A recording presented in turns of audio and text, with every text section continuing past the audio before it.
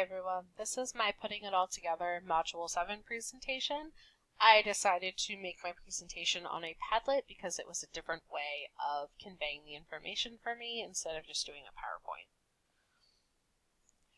My online teaching philosophy, I decided to make an All About Me page. My name is Leah Wanamaker. My philosophy of online teaching is creating meaningful content and instruction is a major part of a teacher's role, and doing so online can be challenging. Finding ways to make sure students are learning and engaged is a key part of being a successful online educator. Ways I can embody this philosophy: planning fun and meaningful lessons, finding ways to make each lesson accessible and easy to follow for every learner, whether that's making a PowerPoint accessible so it can be read by a reading software, or putting text to photos to describe the picture. Learn and adapt new technologies as they arrive. I'm going to talk about this later. ChatGPT was a big struggle, and just accepting ChatGPT. Like I said, I will talk about that later. Realize that the world of education is changing, and being up to date on the latest technology is a key part of teaching. The online standards that fit to my philosophy is standard D3. The online teacher enables a learner customized pace and or path through instruction aligned with a learner's individual goals. So this includes allowing students to choose different options to convey information, either that's making a Padlet, PowerPoint, Canva, a screen recording, different ways of conveying the information, and guiding learners at different speeds and paces. And then for standard F6, the online teacher provides additional opportunities for personalized learner growth or enrichment, so submitting various different resources and making sure that students are challenged. From the reading from this week, I found a couple of different sections that stuck out to me and conveyed my philosophy. So for page 57, engaging students in an online course presents challenges that are unique to the environment. Teaching online can be incredibly challenging due to restrictions, software use, and students' and teachers' familiarity with technology. And then on page 59, they talked about different strategies to enhance teacher support. So having clear, consistent expectations, providing regular feedback, and being open, honest, and relatable. And being able to help your students in various ways is a key part of being a successful online teacher. And then the final one was from page 61. An authentic learning environment incorporates real-life problems, genuine learning situations, and realistic opportunities. Even in remote and online learning, helping students see the authenticity of lessons provides incentives to work towards learning goals. If students are motivated and willing to work and try their hardest, online learning can be very beneficial for them. And if they're not motivated, even in a non-online setting, they're not going to learn. So it's finding ways to motivate students in different ways.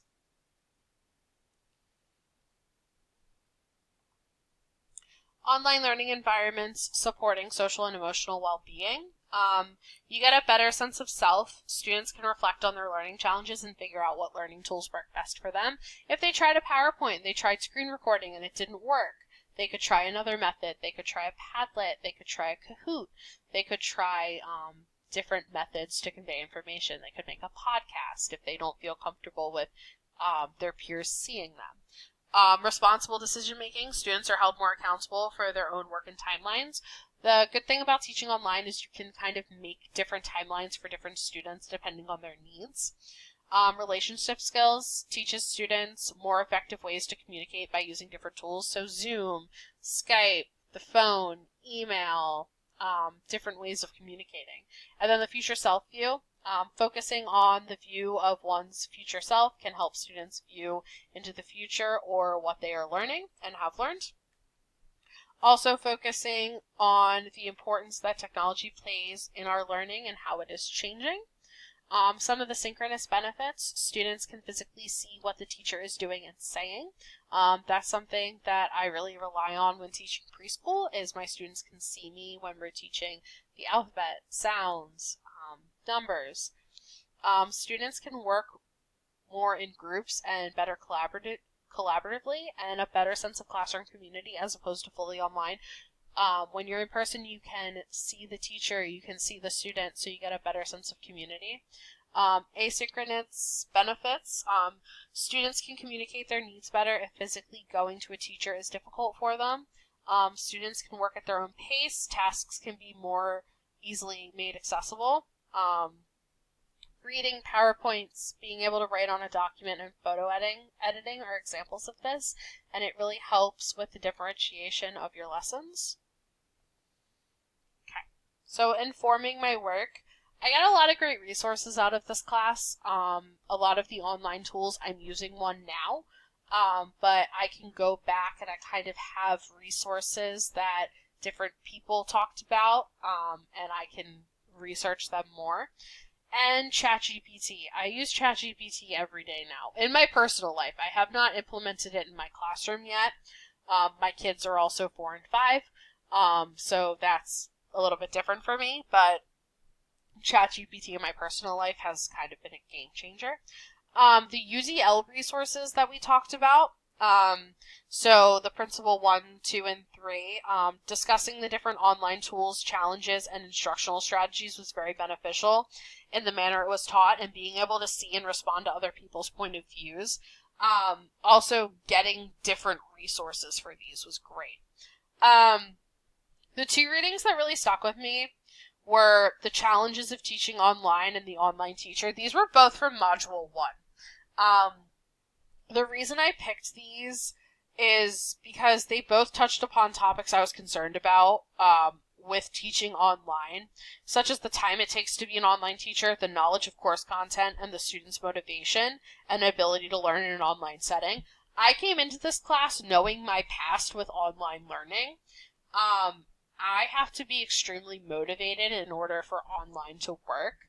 I've struggled in the past with online classes and not being 100% motivated.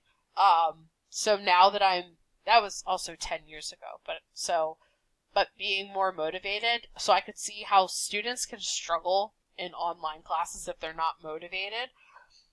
And the importance of online communication skills and being flexible were also discussed. And then I want to try to use technology more in my classroom, and focusing more on what students are getting out of lessons is also really important for me.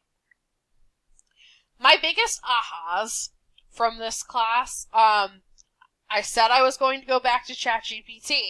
I was very against AI in the classroom, along with using ChatGPT.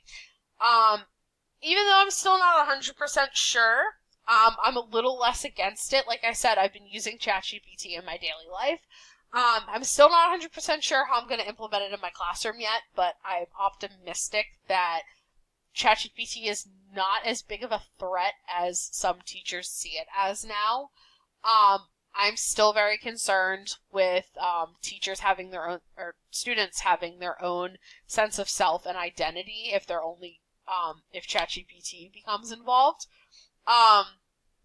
You don't need to be a master of technology to utilize it.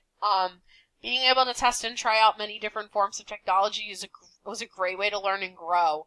Not just the course content was helpful, but learning how to screencast and embed videos. Those are 2 skills that you don't think, oh, okay, they're just basic. No, like, I had never screencasted before, and now I used it for my other class that I'm in now, and it's been great.